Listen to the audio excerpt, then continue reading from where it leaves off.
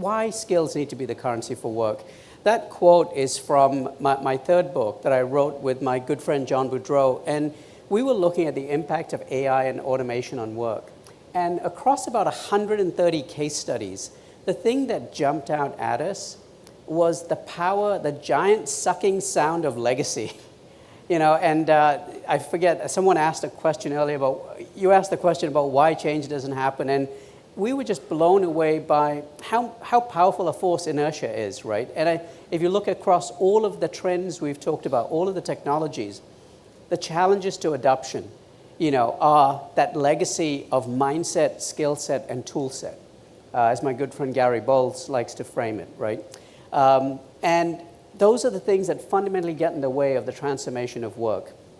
And it becomes even more of an imperative when the calculus changes, right?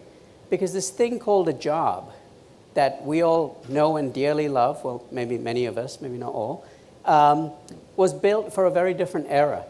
It was built for an era where we aggregated disparate tasks into this thing called a job, jobs into job families. It was built for an era where there was great predictability and steady and continuous growth. And that's not the world we live in anymore. The World Economic Forum has been using this term, the polycrisis world. The IMF recently estimated that volatility in the global economy has increased by 2.5 times, not 2.5%, but by 2.5 times over the last 10 years.